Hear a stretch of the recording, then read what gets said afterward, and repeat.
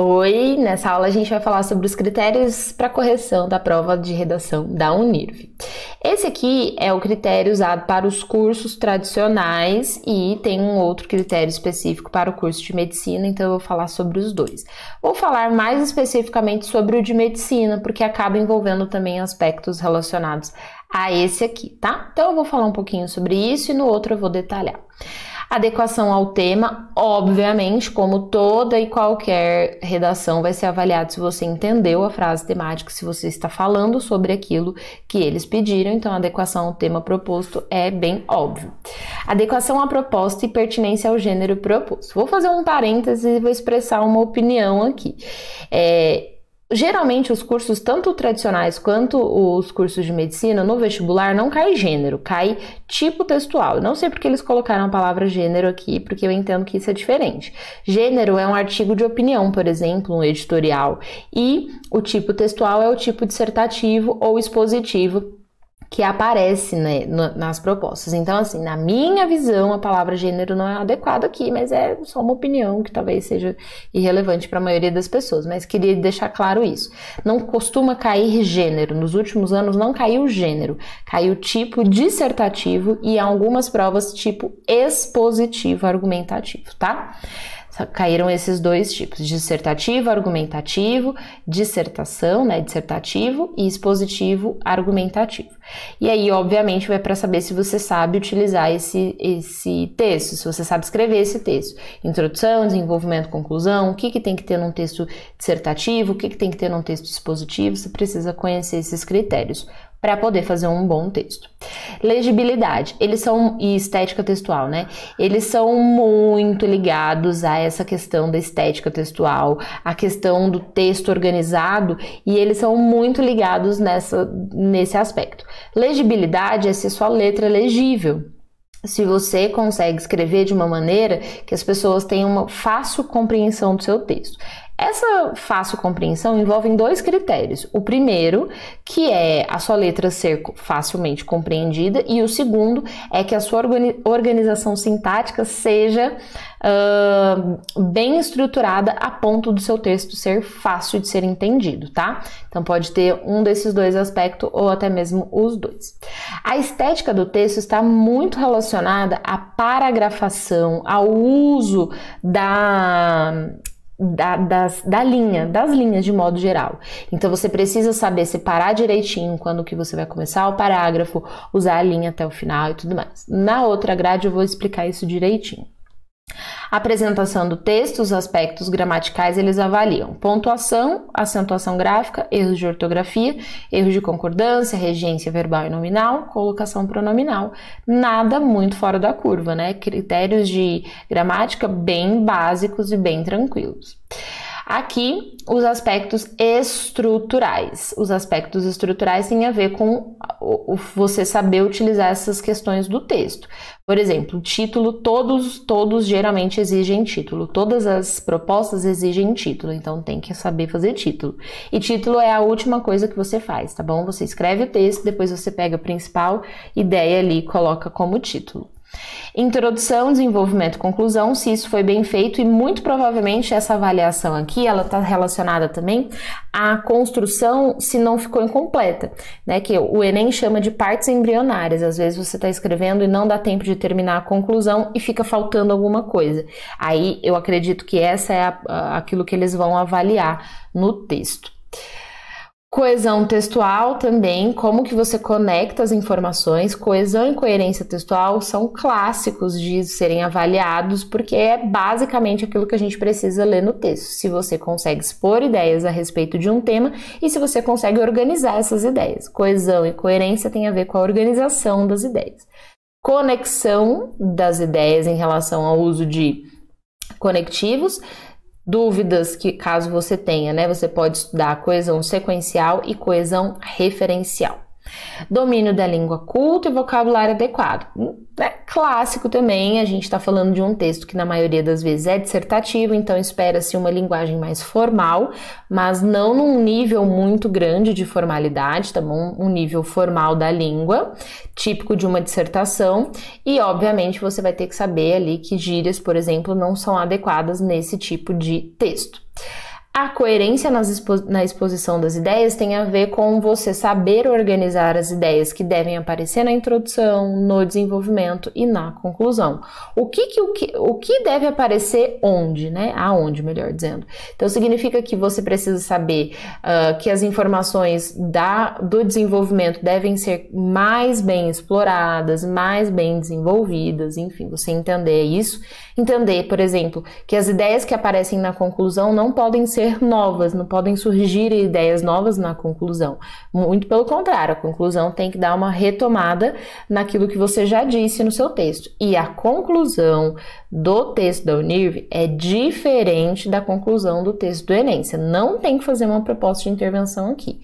A conclusão desse texto é uma conclusão de dissertação, que você vai retomar as principais ideias do seu texto e concluir, fazer um fechamento.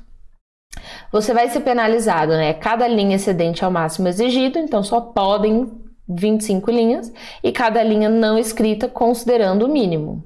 Então, a ideia é, escreva 25 linhas, fim, tá bom? E aí tem isso, tem aqui a pontuação. Vamos para o critério de correção de medicina. E aqui tem uns detalhes importantes para a gente ver, tá? Olha só. Primeiro, critério de apresentação do texto, os critérios. Anulação da redação por fuga do tema ou fuga da proposta. Se você escreve uma narração e eles pediram uma dissertação, você foge da proposta. Se você não escreve sobre o tema, você foge do tema e aí o seu texto vai ser, obviamente, zerado, você está eliminado. Anulação da redação por não obediência ao número mínimo de linhas. Então, tem que escrever 20 linhas. Minha dica, se organize para escrever 25 linhas, tá bom? Porque aí você não perde ponto nem porque fez de mais, nem porque fez de menos. Faça 25 linhas. E aí, isso é treino, porque no Enem tem 30 e a gente tem esse hábito aí de escrever só texto do Enem. No fim das contas, a gente precisa também aprender a escrever outros textos. Adequação ao tema, obviamente, vai analisar se você entendeu a frase temática, se você, ao longo do texto, fala sobre o tema que eles proporam. Letra legível, lá na outra grade aparece legibilidade, aqui fala letra legível.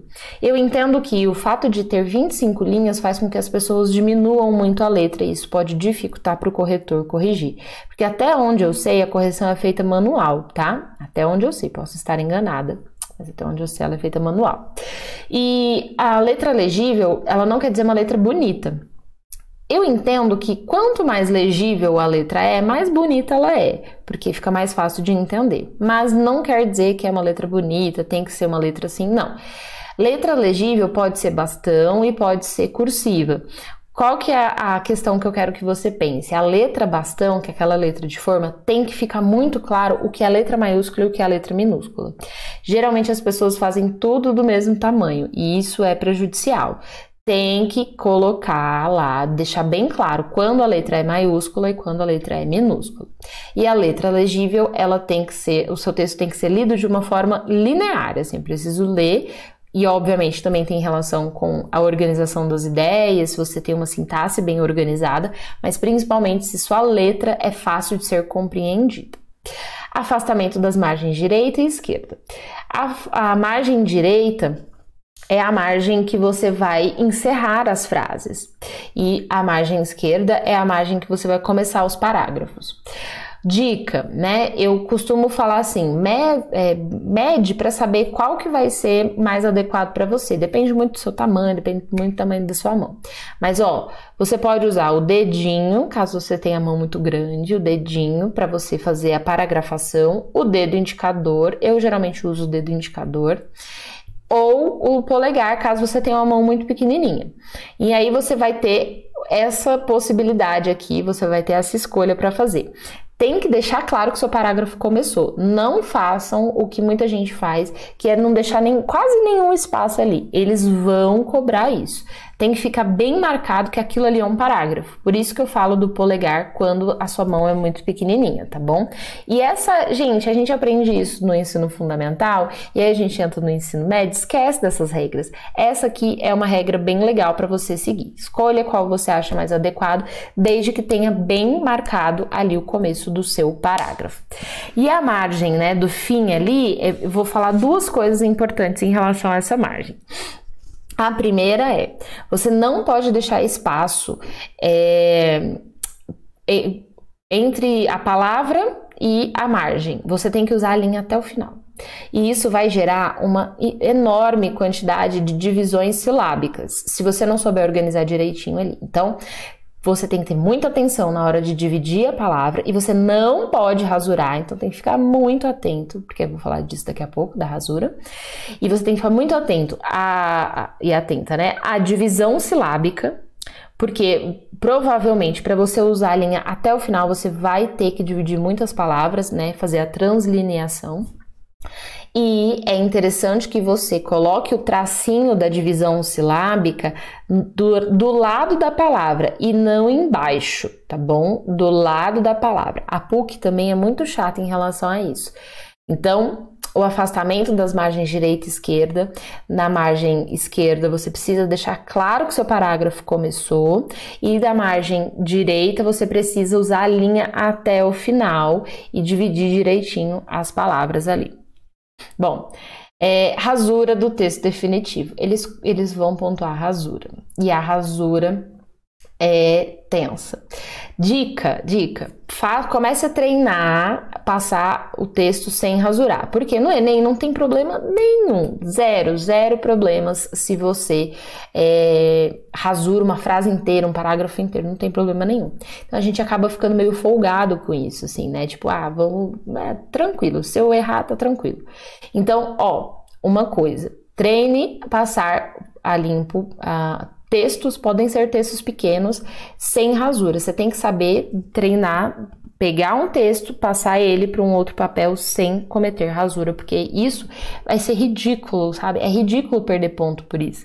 Não é ridículo, assim, é comum a rasura, mas a sensação não é boa de perder ponto porque você rasurou. Não é bom. Então, estude essa questão. Os critérios de correção gramatical, eles não são tão novos assim, né? Correção gramatical. Pontuação, acentuação gráfica, ortografia, concordância verbal, nominal, regência verbal, nominal, colocação pronominal, normal. E aí eles fazem uma quantidadezinha ali de erros. 0 erros, você tem 3,4. E aí você vai perdendo conforme você vai aumentando. Mais de 11 erros você zera, então muita atenção. Eles são muito gramatiqueiros, a prova, né, geralmente é muito gramatiqueira também, e eles são muito ligados a essa questão estética textual. Eles vão ficar olhando para a gramática do ponto de vista, né, dos erros, e eles vão também olhar para o texto, para a estrutura dele, como você colocou ali. Então aqui tem uma gradezinha de 0 até 11 erros. Mais de 11 erros é 0, você não vai ter nota nenhuma. E 3,4 é muito impactante, né? Bom, aspectos estruturais. Adequação do título. Você tem que fazer título, mesmo que seja uma dissertação, e o título é a última coisa que você vai fazer no seu texto, porque ele tem que estar muito alinhado com o que você disse no texto. Às vezes você cria o título antes e depois fala sobre outros aspectos, dá ênfase para outras coisas e acaba fazendo com que aquele texto não seja tão adequado. Então, faça o título por último. Terminou o texto, daí você não pode esquecer de fazer o título. Terminou o texto, vê qual que é a ideia central ali que você está abordando, qual que é a ideia, a informação principal do seu texto, qual que é aquilo que você está ali, qual que é a linha argumentativa que você seguiu. Pega essas informações e forma um título. Coesão textual clássica, conexão de ideias, vai avaliar. Nesse caso aqui, a banca não faz igual o Enem, que pede operador argumentativo, não fala nada sobre isso. Você tem que fazer coesão e você tem que ter um texto, né, usando coesão, sequencial e referencial. Então, estudar um pouco sobre isso para saber a melhor forma de conectar as ideias do seu texto, mas não tem uma regra específica, como tem, por exemplo, no Enem, dos operadores argumentativos, tá? Isso quer dizer que também não é prejudicial se você fizer o uso semelhante, mas não fica muito estruturado ali no texto do Enem, não fica muito comparando, porque os textos são muito diferentes, tá? Domínio da norma culta, vocabulário adequado. Não preciso nem explicar, você vai usar a linguagem mais formal porque é uma dissertação argumentativa, então você precisa utilizar palavras de forma objetiva, clara, né, com uma linguagem mais sóbria, tá bom? Com uma linguagem mais formal, mas sem exagerar. né? Não é um texto de advogado, por exemplo, né? Não é um texto, não é uma peça de direito, enfim. Coerência na exposição das ideias, mais essa lógica, né, de coerência, de aquilo que você começou e desenvolveu se conectam, as informações são coerentes, se você fez uma relação de causa e consequência que faz nesse sentido de fato, se o que você colocou na conclusão, de fato, deve estar na conclusão, essa organização textual também é importante. E aí tem uma questão ótima, olha só, consistência argumentativa, eles vão avaliar a qualidade do seu argumento, não só a organização do seu texto, mas a qualidade. Argumentos consistentes, bem relacionados entre si, que ultrapassem o senso comum, a superficialidade e a previsibilidade. Então, eles querem que você seja crítico. Eles querem que você não fique ali em cima do muro, que você se posicione, que você organize seus argumentos de uma maneira tão consistente que você não fique em cima do muro, que você não fique no senso comum. Aí tem um problema, porque a gente está acostumado a construir uma organização de texto com base nisso daqui, ó, citação de autores, pensadores e filósofos e suas obras, teorias e cópias de fragmentos dos textos motivadores. Só que você não pode citar filósofos nem pensadores. Dica: como você tem que ter um argumento bem consistente, não é legal para esse tipo de texto citar filme, citar série. É mais interessante você citar dados estatísticos, fatos históricos, ok? Porque isso vai dar para o seu texto algo mais consistente. Eu sei que isso é uma valoração, ou seja, eu estou dando um valor maior para o dado estatístico e um valor menor, por exemplo, para um filme, mas a banca, ela é uma banca diferente, ela vai avaliar isso, tá? Então, você precisa aprofundar a sua argumentação. Vou dar uma dica aqui, ó, consistência argumentativa tem muito a ver com paragrafação. Estude tipos de parágrafos para você entender como você pode construir melhor essas informações, tá bom? Presença de citação de autores, pensadores e filósofos está proibida. Você perde ponto com a presença disso. Então, não é legal colocar. Mas, Marcela, eu preciso ultrapassar o senso comum, não posso copiar a coletânea, o que eu faço? Cita a Constituição, cita um dado estatístico, cita dado, por exemplo, da população brasileira, cita um fato histórico, tá bom? Eu acho que esses são elementos que você pode ter no seu cotidiano para que você possa utilizar um elemento externo à coletânea para que você também consiga ali sustentar bem a sua argumentação. Qualquer dúvida que tenha ficado, é só comentar aqui embaixo que eu vou te responder com o maior carinho do mundo. Espero que você tenha gostado. Um beijo e até a próxima aula.